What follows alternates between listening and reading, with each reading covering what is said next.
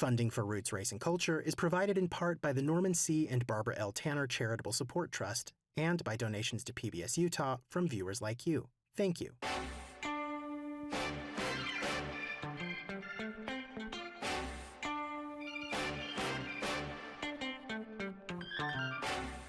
Hey everyone, and welcome to Roots, Race, and Culture, where we bring you into candid conversations about shared cultural experiences. I'm Lonzo Liggins. And I'm Daner Gerald. Thanks for joining us. Today we'll be discussing the story of Pacific Islanders in Utah, particularly Samoan and Tongan communities.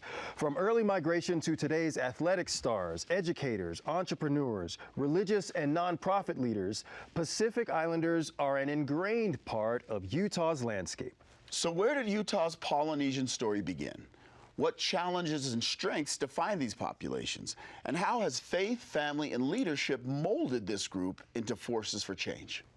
To help us explore these questions, we're joined by two incredible leaders in the community. So welcome, ladies. Welcome, and one of these incredible leaders is Susie. Susie, could you tell us a little bit about yourself? I'm Susie Felch Malohifa'o, and I'm Tongan. I was born in Tonga, lived there until I was 5 years old. I was adopted to a white family, so I'm, what do they call us, transracial adoptee. When I was 3 years old, my parents worked for the LDS Church. My biological grandfather was the foreman on a coconut plantation, and my dad's from Vernal, Utah, so that's where I was raised. Well, thank you. Verona, tell us about yourself. Yeah, well, thank you for having me here. Verona Sangato Melnga. I'm Samoan. My parents immigrated to the States back in the 70s from Samoa. My dad got a scholarship to BYU Hawaii. That's where I was born. We moved to California, and then from California we moved here to Utah, and Utah's been home ever since. I am someone who has always been very involved in community and organizing. I'm a small business owner and a lawmaker, and so I'm just a person who really enjoys community and thrives when I'm around people who have the same shared values, and I, just someone who wants good things for the state. And you're the proud owner of a bakery called Sagato Bakery. I am. I mentioned that my parents immigrated from Samoa, and so growing up as a way to make ends meet, my parents made baked goods out of our home, and on the weekends we would take it to the park. They dropped me and my siblings off at Kearns Park, and we would sell meat pies and bangi popo and all different sorts of treats from the islands. We now own a bakery, and we sell those exact same things. Wow, that's wonderful. So I have a question for you, Susie. Now, Pacific Islander advocacy has taken on a lot of different shapes, and can you tell us a little bit about what motivated you to get involved in leadership, and a little bit about PICTAR, your organization? First of all, leadership to me more is in a Pacific Island definition, which is service. And I think in America, leadership means you're in the limelight, you're in the front, right. And I totally am not that. And so I've never really taken the word as leader as me. I'm more in the context of a Pacific Islander definition of leader, which is of service to our community. That's a big part of your cultural understanding of what leaders are then. Yeah, leaders serve. In the Pacific Island context, for me, I came from being transracially adopted. My father was a judge, and I came from a very privileged life.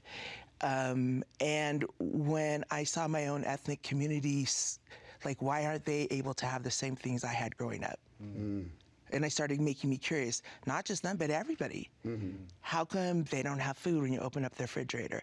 How come this? And I was like, this isn't right. Mm-hmm. That should not be how this country is. Yeah. And so I was like, how come this works like this? What can we do about it? How come nobody's helping us? Well, how about we just help ourselves? And that's kind of where I came from, was like, we don't need anybody help. Our ancestors, we built villages. We took villages on canoes. Right. So we got this. What is PICTAR? Yeah, so tell us about PICTAR then. So PICTAR is Pacific Island Knowledge to Action Resources. What I saw when I came to Utah 12 years ago was there was a lot of work being done, but not that was making any action. A lot of education going on. But I wanted to have an organization where people were getting resources and then put it into action. And so we named it Pacific Island Knowledge to Action. We're 10 years old. We started out in domestic violence. My husband started this, actually. He wanted to educate Pacific Island men about the American definition of violence. Very different, right? Because he could see that violence was, after he learned what violence by definition, whereas if you grow up in the islands, it's not a thing, right? Yeah. It's just... Well, I mean, from what I understand from some of my Polynesian friends, warrior culture is just a part of their culture, right? So that's different. Yeah, and so he wanted to just like start having conversations with men. Do we like it? Is this violence like working for us? What's the effects on our kids? And and so he just wanted to have this conversation. And now 10 years later, we have a weekly men's support group in the prison and in the community, and teaching skills, tools, a safe place for men just to talk, learn how to communicate, learn how to be vulnerable and emotional, in a safe place for men to talk. And so I love that's that. how it started. So I have a question for both of you. Is there a point, and what was that point, in which you realized your cultures aren't just something to celebrate, but something to preserve? You know, I think for me, I've done a lot of work in the community, and so much of our culture is service. And when you think about leadership, we think about serving, and it's always like doing things together for the betterment of the entire community, for the family, right? And I recognize the values and our culture in all the things that they do. Like when I look at athletes and I see that the drive that they have and how dedicated they are, I recognize that in our Polynesian culture. I recognize where that specific value comes from. I recognize that from my own household. And even in the state legislature, there's 4 of us Pacific Islanders now. Wow. And we're navigating a very new space, but I see that navigator heart and recognize that from our culture too. And so I think no matter where you go and no matter what you're doing, that drive and that desire to do something good, it comes from that foundation and from these values: family, faith, and God. What are your thoughts about that? I mean, right along with that, I think for me is it doesn't have to be that damn hard, right? And what I saw from growing up in a white world was, how come my people aren't getting the same shake? Why is this, right? And Verona's right, we have hard-working people. Oh, yeah. But we're not getting the same opportunities and in the same way that other communities are getting it. And that to me is sad, and I want to do something about it. I mean, our Pacific Islanders, we will make it happen out of nothing. Yeah. We will do it with no help. Yeah. But does it have to be that way? It shouldn't be that way, not in this country. And so for me, that's been a lot of my work, is like, no, that's not right. And we're not going to accept it. You know, we've been taught to work hard and that God will provide. And I'm like, yeah, but we're going to get some help from other places as well. And we say that our programming is based on Pacific Island values: God, family, community, service, reciprocality, reciprocity, I guess is the right way to say that, and collective power, right? If we can learn white people's way when we came here, they can learn Pacific Island values. Wow, that's great. And Tongans, this is the biggest Tongan community outside of Tonga, correct? I think it's number 4 in the, I think the demographics have changed since the census. I think there's more Samoans now in Utah, but I think 1 in every 4 Tongan lives here. Wow. What are some of the myths and stereotypes that you feel like you all face in your various cultures as Samoan and Tongan and Pacific Islander? Are there things that you feel like you have to constantly overcome? You know, I think people just not taking the time to recognize the differences, to recognize that Susie is a Tongan and that I'm a Samoan, and to just lump us all in, you know, in the same group at all times for all things. And that happens often. I think people also look to Polynesians and they think about football and the rock, and they overlook the other great things that we bring to the table and the different values that we bring. Do you face any challenges being a Pacific Islander and working with as a state legislator? What are some of those challenges that you feel like you have to overcome in that regard? You know, I think the main challenge is that there's 4 new legislators. We all got elected in 2025. Like, we all started serving together. And so really it's just navigating that space and being as authentic as we can to who we are, our upbringing. But at the same time, I always go back to this. I think our upbringing and our culture is what makes us great in these spaces. I think we bring, it's an added value to the state and to this legislature that we bring. And it's something different, and it's a new way to look at things. And it's also an opportunity for people to say, to recognize, like, you're different, you grew up different, your household was so different, but we also align on so many things. I love that we could bring some of those Pacific Islander values into our lawmaking process and hopefully integrate that into the laws of the state. I think the state will be better for it. And you guys, and I feel, do you feel like you get drowned out a lot in comparison to some of the other racial groups such as blacks, Hispanics? Do you feel like that your voice is not as loud in that aspect when it comes to the state of Utah? Because you are a vital and integral part of our state. We're not in the history books. We've been here how many years? Wow. We started Pacific Island Heritage Month. I think we're going in our 14th year, and that was the reason why we started it, was to show that we had similarities, but that we have been giving to this state and are integral part of this state. Well, let's talk about that history now and educate people. What can you tell us about Yosepa? You know, Yosepa, people came here because they wanted to help build the LDS temple, or in Salt Lake City, and so a lot of Hawaiians migrated here during that time.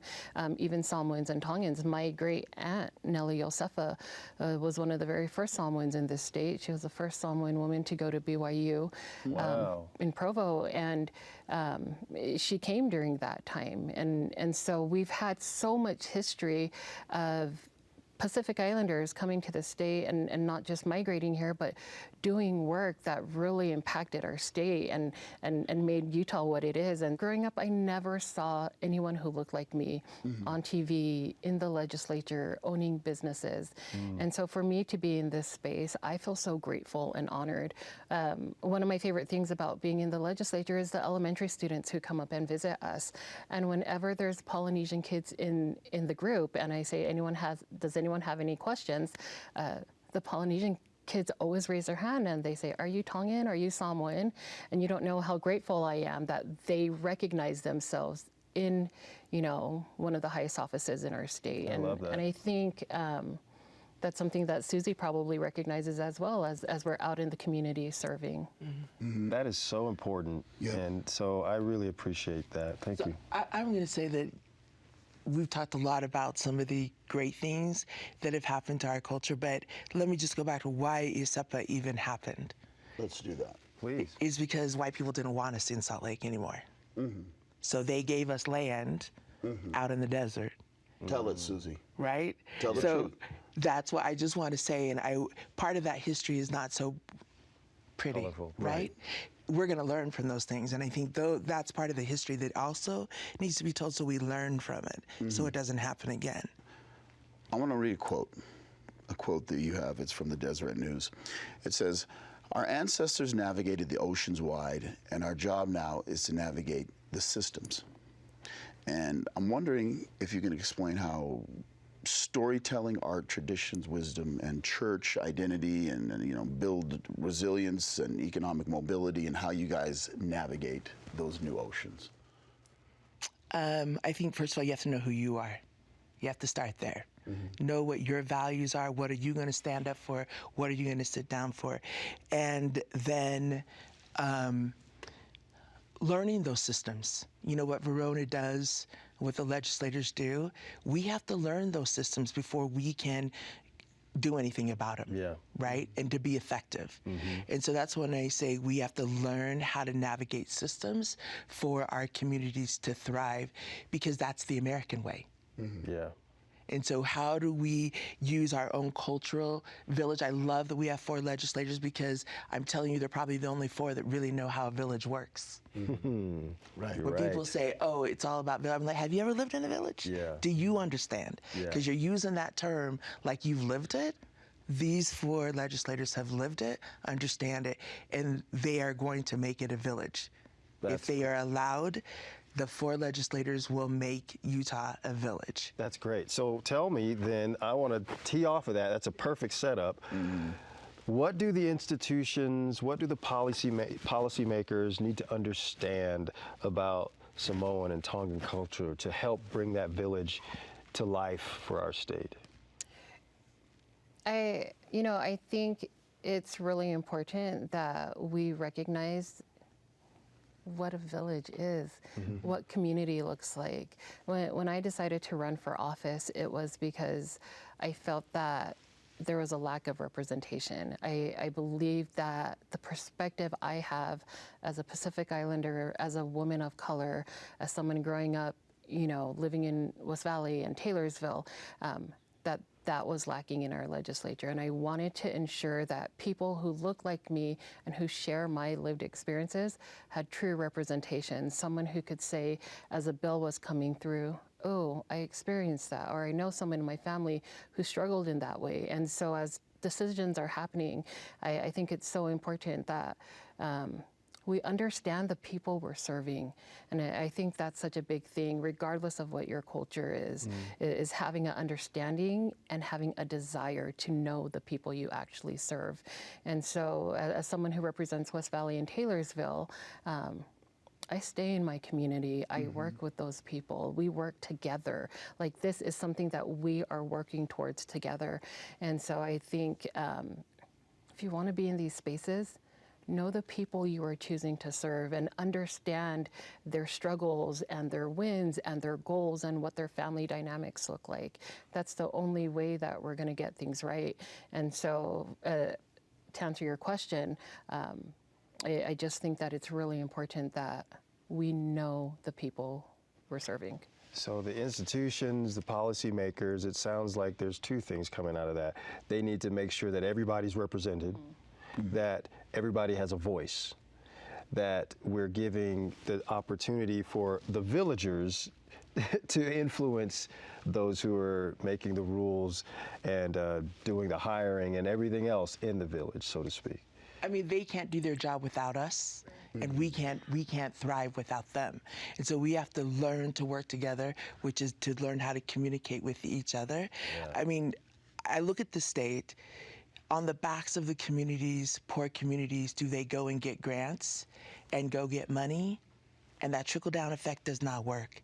It doesn't come to us.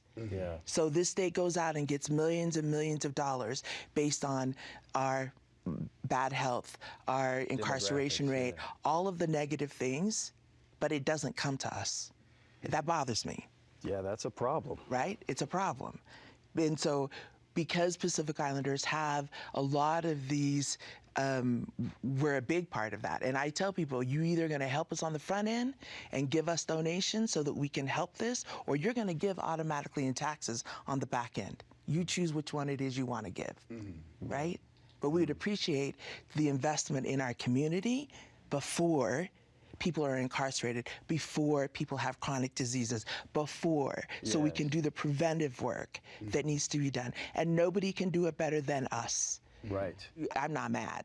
This is my passion that's coming through, that I want to see some changes, and I want to work with people that have the like mind to let's work together.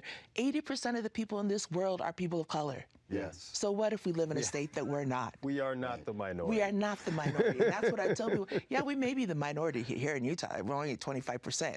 But globally, we're 80%. Come on now. Right. Right. Stand up together. Let's stand up shoulder to shoulder. Let's make the difference. And if our ethnic communities, and I'm going to say this, I say to the Black community that I work with is, do not do to us what others have done to you. Right. Right. We need to stand together, shoulder to shoulder. This year has been a tough year for our communities. the only way we are going to make a difference is if we stand together, let some of that other crap go away, let's focus on the good and the things we want to do, and let's get it done. We don't need everybody. We're good. And the good is a good. That's what. I want that's to a shift place gears of- and focus on the good, right? Yeah. Tell us about some of the wonderful, positive aspects of the Samoan community. Let's start with you. You know, I think one of the biggest things is we are so family oriented. Everything, like there's no individualism, and it's really about taking care of each other and loving on each other and making sure that we move together in a way that's beneficial to the entire ecosystem, right? And so I think that we are grounded in things like family and service and faith. And those things are what make our culture so bright and so beautiful. And so you hear about these other things, and that's a very small percentage. But you look at the root of who we are, and we are such a loving people, and we're so, you know, we just love family and we love community. We laugh loud. We love dancing. We love singing. Y'all are like black folks in Music, many too. ways. Yeah. Yeah. Right? Like We we're- thought you were black when we first moved here. My dad is like, "There's a lot of light-skinned black folks down here." we love food. Food is the center of everything, and but when you go back to it, it's always about gathering and connecting. Yes. And I think that's what makes us so great. So no matter what we're doing in life, no matter what spaces we're in, we always go back to that space that's rooted in connection and gathering together as a family. And I think for me personally, that's what keeps me centered. No matter what I'm doing, if I'm up at the legislature, if I'm working in business and things get really tough, I know who I am and I know exactly where I come from and I know how good that feels. Right. And I think I can say that for most Polynesians. Yeah. You know, when we have a friend, they become our family member. Yeah. Come in and out. I'm sure if you have Polynesian friends, you know, Oh, yeah. you can go to their house, eat, whatever. Yeah. We don't see that color, right? In a negative sense. Right. It's just our brother. It's Yeah. just our sister, Yeah. right? And if we have one piece of bread, we all gonna take one bite and we're gonna laugh about it. Yeah. And we're gonna be hungry, but as long as we're together, we can survive anything. And I think that that's the beautiful thing about us is that if there's a challenge, we'll figure out a way to do it, right? And we're gonna laugh, we're gonna have a good time, and enjoy that connection that we have with each other. I think I had an experience, we had an event, just a few of us were getting together, and a group of Polynesians got stuck in the elevator. And you could hear them singing hymns in the elevator.